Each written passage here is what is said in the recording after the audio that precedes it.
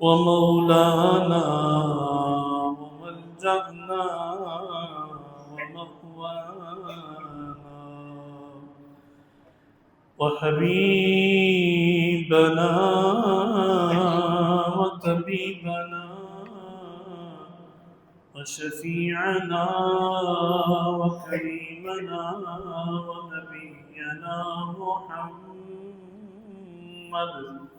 صلى الله تعالى عليه وسلم.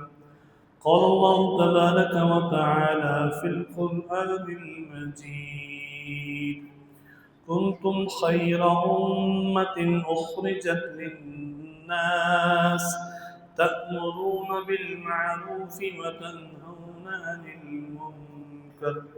آمنت بالله صدق الله العظيم.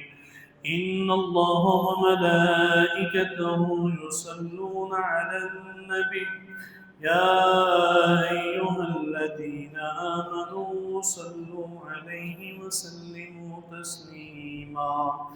الصلاة والسلام عليك يا سيدي يا رسول الله وعلى آلك وأصحابك يا سيدي يا رحمة للعالمين. نعمتیں بانٹتا جس سمت وہ ذیشان گیا.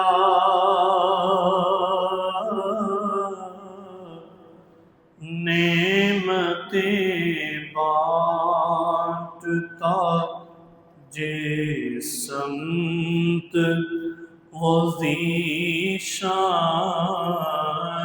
گیا. ساتھ ہی منشی رحمت کا قلم دان گیا.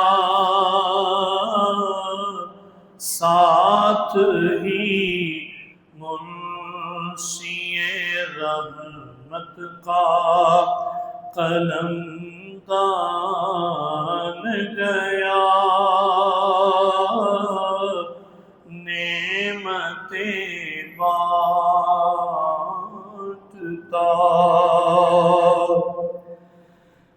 لے خبر جلد کے غیروں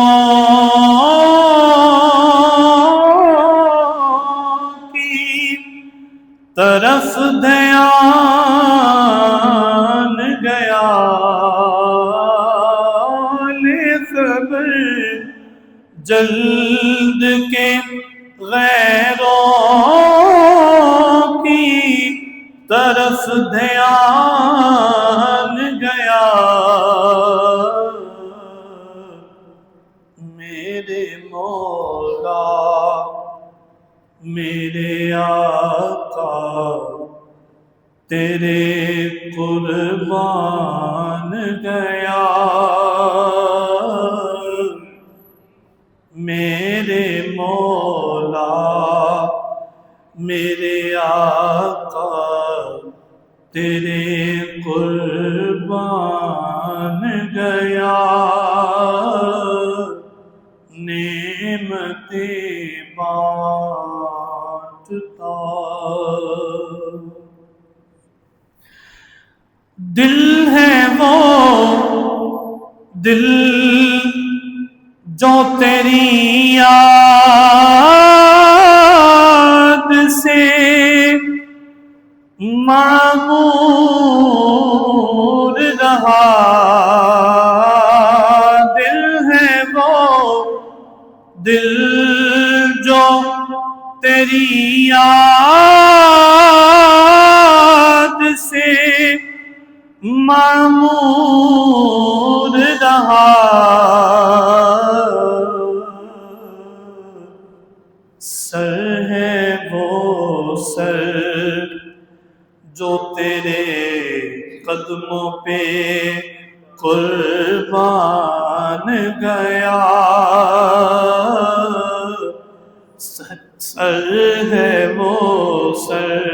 اور بڑا مشہور شعر جو ایک عظیم مجاہد ویل چیئر والے بزرگ حضرت علامہ امیر المجاہدین خادم حسین رضوی رحمۃ اللہ تعالیٰ علیہ بڑی شان و شوکت سے پڑھتے تھے، اور لوگوں کو بتایا کہ تم نے جس چیز کو اپنا اوڑھنا بچھونا بنایا ہے وہ سب فنا ہونے والی ہیں، وہ سب عارضی ہیں. اصل چیز کیا ہے؟ کس کی اتباع کرنی ہے؟ کون ہیں جن پر سب کچھ نشاور کرنا ہے؟ کس کو اہمیت دینی ہے؟ فرمایا انہیں جانا انہیں مانا نہ رکھا غیر سے کام. ہمارا مقصد یہ ہے اللہ کے حبیب علیہ السلام کا ذکر کرنا ہو انہیں ماننا. جو ان کا ہو گیا وہ ہمارا بھی ہے، جو ان کا نہیں ہو ہمارا بھی نہیں ہے. انہیں جانا انہیں مانا نہ رکھا غیر سے کام. للہ الحمد میں دنیا سے مسلمان گیا. سمجھ آئیے تو مل کے گیا سبحان اللہ. للہ الحمد میں دنیا سے مسلمان گیا. آج نے ان کی پناہ آج مدد مانگ ان سے. آج نے ان کی پناہ آج مدد مانگ ان سے. پھر نہ مانیں گے قیامت میں اگر مان گیا. پھر نہ مانیں گے قیامت میں اگر مان گیا. مقطع پڑھنے لگا ہوں. جان و دل ہوش و خرد سب تو مدینے پہنچے. جان و دل ہوش و خرد سب تو مدینے پہنچے.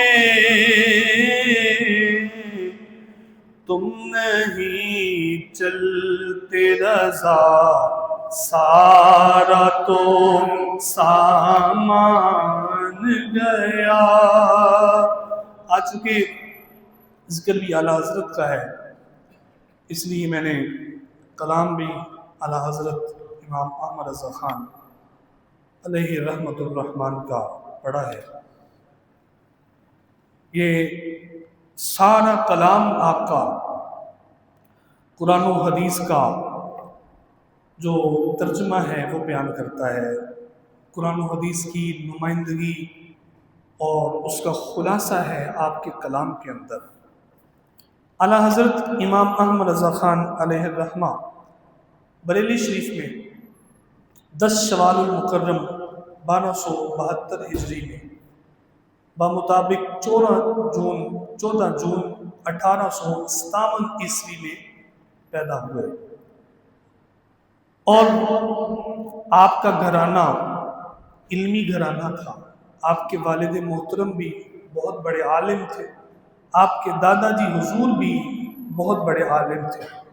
یعنی آپ کا گھرانہ جس میں آپ کی پیدائش ہوئی آپ نے آنکھ کھولی وہ پہلے سے ہی علمی گھرانہ تھا.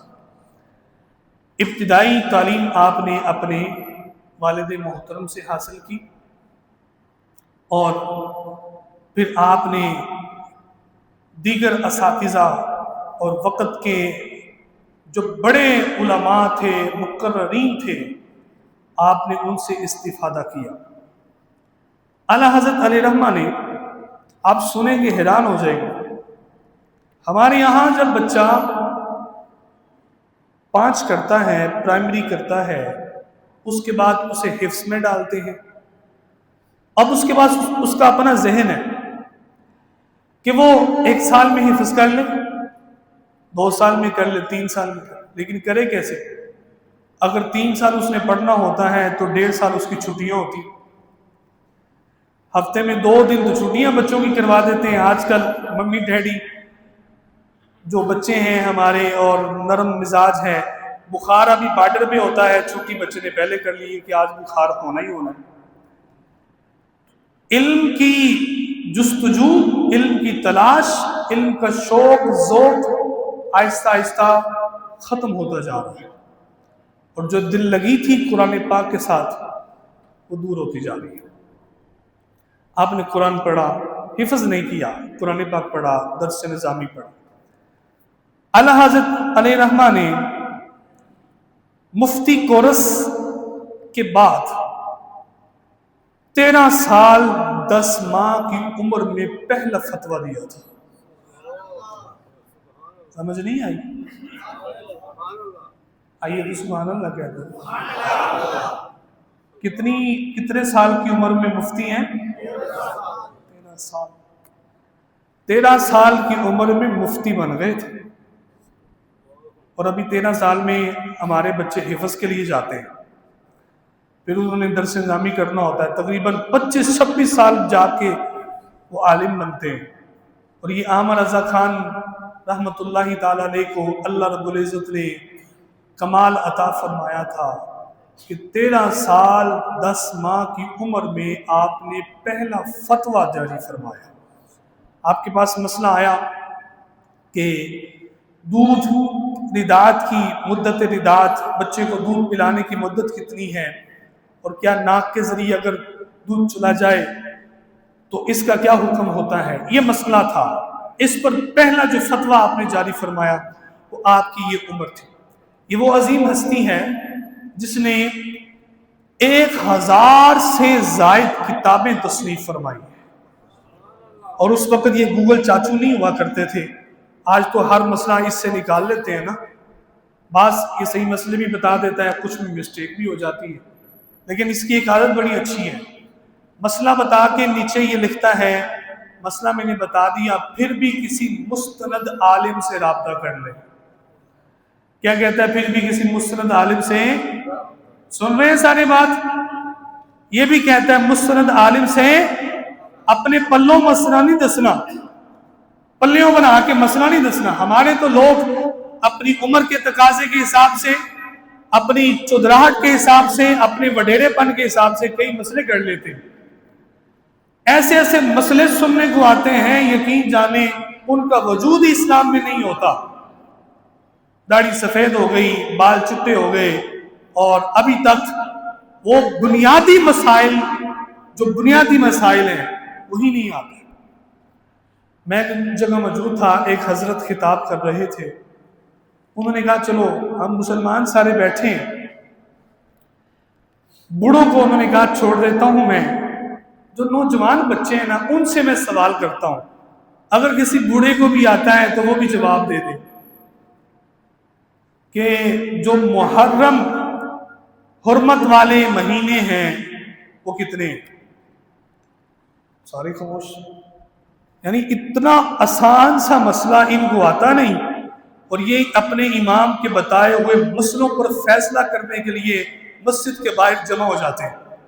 آج مولوی صاحب نے مسئلہ بیان کیتا ہے صحیح سی تے انہوں نے اس طرح کر دیتا ہے تے انہوں نے اس طرح کر دیتا ہے، تو ان کو خود الا ماشاءاللہ اگر کسی نے کسی عالم کی صحبت پا کے علم حاصل کیا تو اس کو صحیح استنجے کا طریقہ بھی آتا ہوگا، میں تو کہوں کہ وہ بھی نہیں آتا۔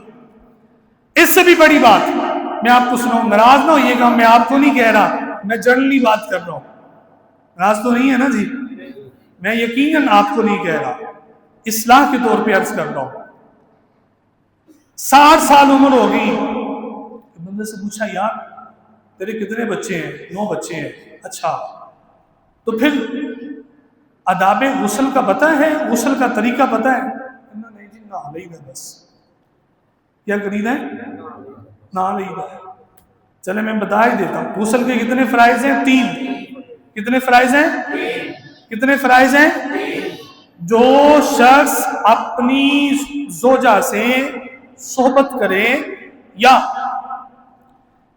جس نوجوان پر غسل واجب ہو جائے، احتلام ہو جائے، اس نے وہ جو غسل کرنا ہوتا ہے واجب غسل، اس کے 3 فرائض ہیں جن کے بغیر غسل نہیں ہوتا۔ نمبر 1 غرغرہ کرنا، اگر روزہ نہیں ہے تو حلق تک پانی لے کر جانا۔ نمبر 3 ناک کی نرم ہڈی تک پانی پہنچانا، اور نمبر 2 یہ تھا ناک کی نرم ہڈی تک پانی پہنچانا۔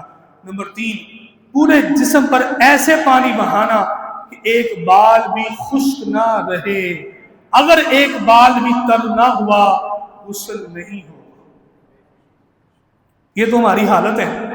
ہم علمی میدان میں اب اگر پوچھیں نا کہ یار یہ تھوڑی سی چیزیں پتہ ہے، تو کوئیوں کو پتہ ہوتی ہیں جن کو اللہ نے توفیق دی، اللہ نے انہیں عطا فرمایا، لیکن اکثر لوگ پیارے بھائیوں بزرگوں دوستوں ایسے ہوتے ہیں جنہیں پتہ ہی نہیں۔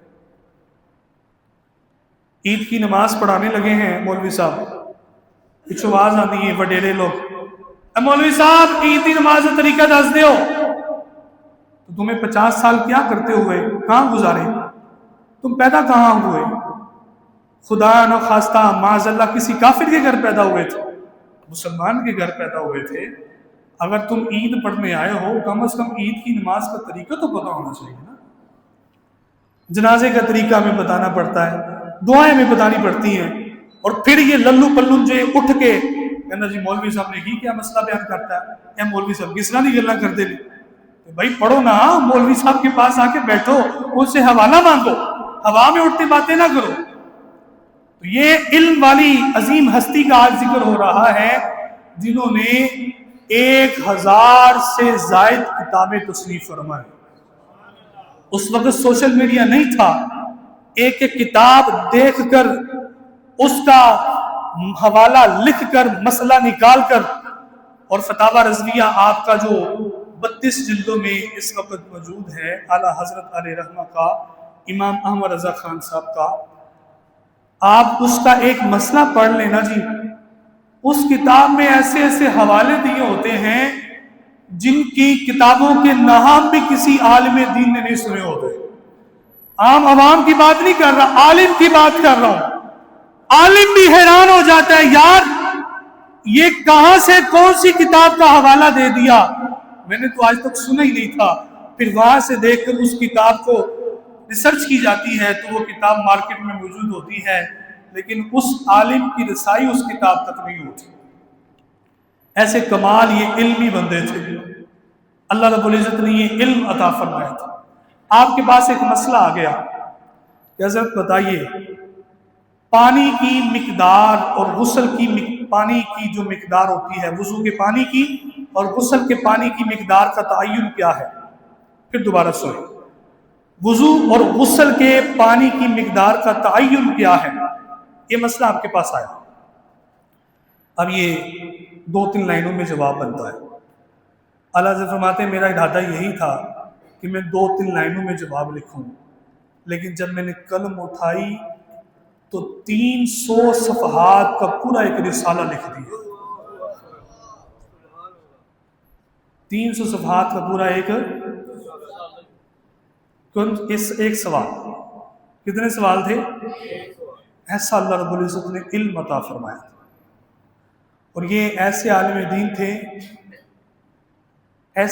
دین تھے اگر سمجھ آئے تو یہ اللہ کا نیک بندہ ہے جس نے ہم پہ احسان کیا۔ ہمارے عقائد جو نظریات تھے جو شروع سے چلتے آ رہے تھے ان کو واضح کر کے ہمارے سامنے رکھ دیا، تو اپنے منہ سے سبحان اللہ بھی کہہ دیا کریں تاکہ پتہ چل جائے کہ مسئلہ سمجھ آیا ہے۔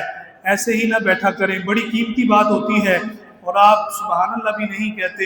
یہ اتنی عظمت والی عظیم ہستی ہے، 300 صفحات کا رسالہ لکھا، اور یہ وہ عالم تھے، فقیہ تھے کہ جن کو 50 سے زائدہ زبانوں پہ دسترس حاصل تھی۔ 50 سے زائدہ زبانیں آتی تھی۔ اور اعلیٰ حضرت علیہ رحمہ کا ایک علمی کارنامہ میں آپ کو سناتا ہوں۔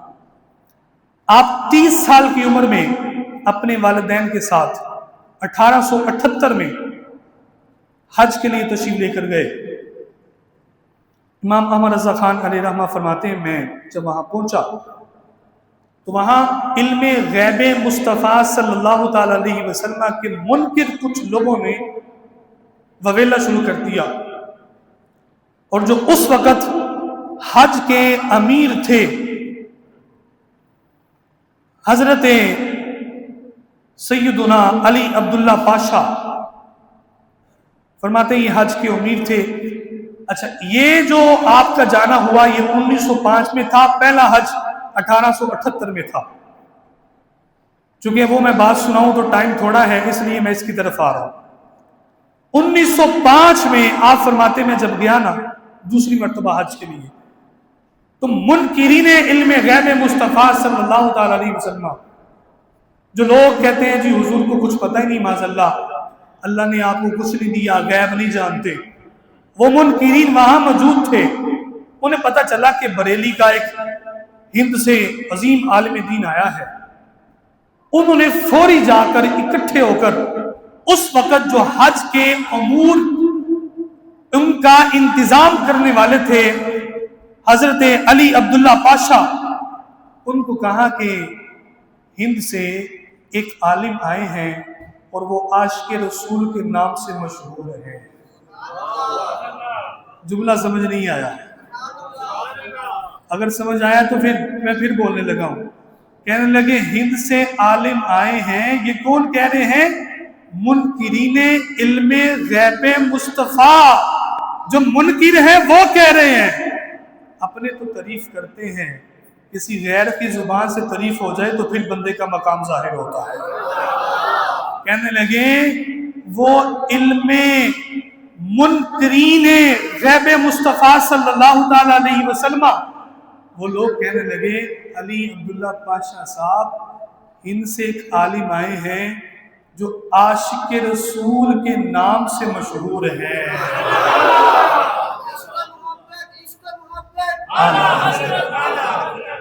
کوئی ایم پی ہوتا ہے، اس کے نام سے مشہور ہوتا ہے کہ فلاں ملک کا پرائم منسٹر آ گیا، صدر آ گیا۔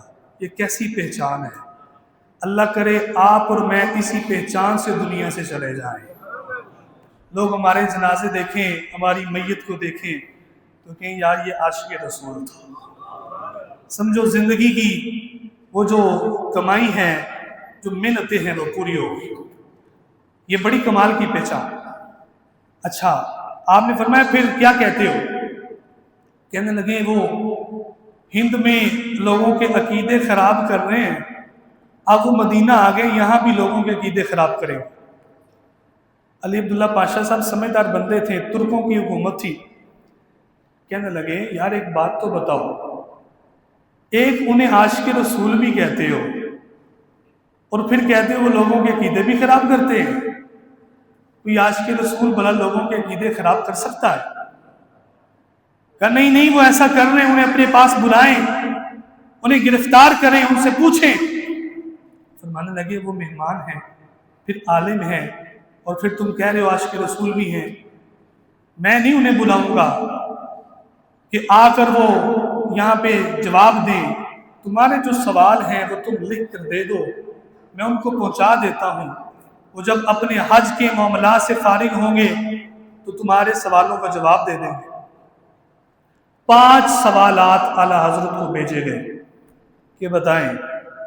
آپ نے فرمایا بھائی میرے پاس ابھی وقت نہیں ہے، میں یہاں پر حج کے امور ادا کرنے والا ہوں اور میری طبیعت بھی ٹھیک نہیں ہے، چونکہ اس وقت آپ کو پتہ ہے باہری جہاز میں سفر ہوتا تھا، کئی دنوں کا مہینوں کا سفر طے کر کے لوگ جاتے تھے۔ پھر میری طبیعت ٹھیک نہیں ہے، سفر کی تھکاوٹ بھی ہے۔ انہوں نے کہا نہیں جی، وہ منکرین ہیں، ان کی طرف سے یہ سوالات آئے ہیں، آپ نے جواب دینے ہیں۔ آپ نے فرمایا ٹھیک ہے، پھر اگر معاملہ حضور کی عزت کا ہے تو پھر میں جواب دوں گا۔ اور وہ یہی تھا معاملہ کہ کیا اللہ نے رسول اللہ کو علم غیب دیا ہے؟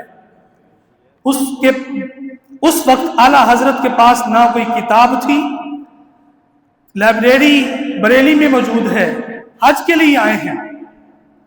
اعلیٰ حضرت علیہ رحمہ نے 8 گھنٹوں کے اندر عربی میں ایک کتاب لکھی۔ اس وقت آپ کے پاس کوئی کتاب نہیں تھی، کوئی بھی حدیث کی کتاب، فقہ کی کتاب، کچھ بھی نہیں تھا۔ اعلیٰ حضرت علیہ رحمہ نے ان کے 5 سوالوں کا جواب 8 گھنٹوں کے اندر ایک رسالہ طویل لکھ کر عربی کے اندر، سارا رسالہ عربی کے اندر لکھ کے نبی علیہ السلام کے علم کو ثابت کرتے ہوئے جواب ارشاد فرمایا۔ یہ آپ کی علمی کیفیت ہے۔ اب جو عرب کے بڑے بڑے مشہور اس وقت فقیہ تھے، جو عالم تھے، علماء تھے، وہ ششدر رہ گئے، یار بندے کے پاس کتاب بھی کوئی نہیں، حدیثیں ساری صحیح، قرآن کی آیات ساری صحیح، اور جو کلام بھی کیا ہے وہ بھی عربی میں کیا ہے۔ اس رسالے کا نام یہ اردو بازار سے مل جاتا ہے، مارکیٹ میں موجود ہے۔ اعلیٰ حضرت نے جو رسالہ لکھا وہ ہے الدولۃ المکیہ بالمادۃ الغیبیہ۔ یہ رسالہ اردو بازار میں موجود ہے۔ رسالہ لکھا، اپنے وطن آ گئے۔ اگلے سال آپ کے خلیفہ مولانا ضیاء الدین قطب مدینہ وہاں تشریف لے کر گئے۔ علماء حرمین نے اس رسالے پر دستخط کیے کہ یہ بڑا اچھا رسالہ ہے اور یہی ہمارے اسلام کا عقیدہ ہے، یہی ہمارے اسلام کا، سارے بولیں یہی اسلام کا، کہ رسول اللہ کو اللہ نے علم غیب عطا فرمایا ہے، یہ اسلام کا عقیدہ ہے۔ انہوں نے کہا یار ایک بات اعلیٰ حضرت سے پوچھئے گا، عامر رضا خان صاحب سے، کہ کتاب بھی پاس موجود نہیں تھی، کچھ بھی نہیں تھا، تو پھر عربی میں اتنا بڑا رسالہ کیسے لکھ دیا؟ اعلیٰ حضرت نے جواب دیا، فرمانے لگے جب میرے پاس سوال آیا نا، کتاب میرے پاس کوئی نہیں تھی، میں گیا آب زمزم کے کنویں کے پاس، وہاں سے پانی پیا، حجر اسود کا بوسہ لیا، کعبہ کے طواف کیا، طواف کر کے فرماتے ہیں مقام ابراہیم میں 2 نفل ادا کیے، سامنے بیٹھ گیا، آنکھیں بند کی اور میں نے کہا المدد یا رسول اللہ۔ کیا کہا؟ المدد یا رسول اللہ۔ یہ بڑا جملہ ہے، کئیوں کو تو ہضم نہیں ہوتا۔ المدد یا رسول اللہ۔ اور میں نے کہا اے علی، اے حضرت غوث اعظم شیخ عبد القادر جیلانی، آپ بھی مدد فرمائیے۔ فرماتے ہیں میں نے آنکھیں کھولی تو سامنے دیکھتا ہوں مقام ابراہیم کے پاس نبی اکرم صلی اللہ علیہ وسلم جلوہ گر ہیں۔ کون جلوہ گر ہیں؟ بھائی جب کام ان کا کرو گے نا، جب حضور کا کام کیا جائے گا تو نگاہ نبوت سے وہ فیض بھی عطا فرمائے گا۔ ان کے معجزات آج بھی زندہ ہیں۔ فرمانے لگے سامنے رسول اللہ صلی اللہ علیہ وسلم تشریف فرما تھے، دائیں طرف مولا علی تھے، بائیں طرف غوث اعظم تھے، کہ جو وہ لکھاتے گئے میں لکھتا گیا اور رسالہ بن گیا۔ یہ ہیں اعلیٰ حضرت امام عامر رضا خان علیہ رحمہ۔ اپنی کوئی بات نہیں کی ان لوگوں نے اگر لوگوں کو جام پلائے ہیں تو وہ عشق مصطفیٰ کے پلائے ہیں، اور نبی علیہ السلام کی محبت ہی ہر چیز کا اول حصہ ہے۔ اگر رسول اللہ کی محبت دل میں موجود نہیں ہے تو بندہ الٹے ہو کر بھی سجدے کر لے، اللہ کو ان سجدوں کی پرواہ نہیں۔ اب آخر میں چونکہ ٹائم آگے نکل رہا ہے، آپ کو پتہ ہے کون آنے والا ہے؟ پتہ ہے کہ نہیں پتہ؟ جن کو پتہ ہے اور جن کو لگن ہے سب کو ہی ہوگی، لیکن جن کی توجہ کی ہے وہ ذرا مل کے بولے کون آنے والا ہے؟ کون آنے والا ہے؟ یہ میں نے خود بتانا تھا لیکن میں آپ سے سننا چاہتا ہوں، کون آنے والا ہے؟ سارے مل کے بولیں اگر سب کو پتہ ہے تو۔ کون آنے والا ہے؟ ماہ ربیع الاول آنے والا ہے. ہر طرف حضور کی ثنا خوانی ہوگی، آپ پہ درود پڑے جائیں گے، آپ کے چرچے ہوں گے انشاءاللہ. اللہ رب العزت دین و دنیا کی بنائے.